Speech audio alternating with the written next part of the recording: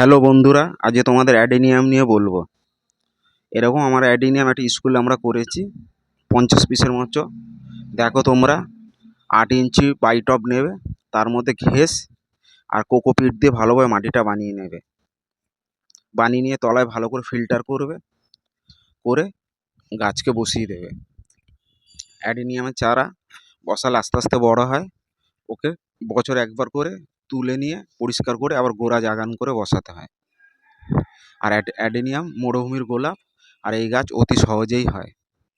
শুধু এই গাছকে মাঝে মাঝে সুফলা আর স্যারপ বলে একটা ফাঙ্গাসাইডের ওষুধ শুধু দিতে হবে, ঠিক আছে? আর রোদ থেকে দেখবে যাতে সানবার্ন গাছের মধ্যে না লাগে।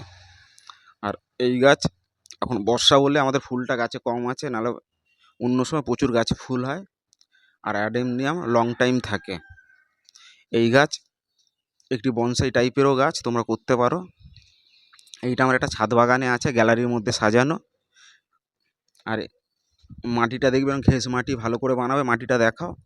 এরকম ঘেঁস মাটি ভালো করে বানাবে, ঠিক আছে? এরকম ঘেঁস মাটি বানালে তোমরা দেখবে জল আর দাঁড়াবে না, বর্ষাতের মধ্যেও গাছ কোনো নষ্ট হবে না। আজকে এই পর্যন্ত। গাছ নিয়ে অন্য কোনো ভিডিও নিয়ে দেখা হবে আবার।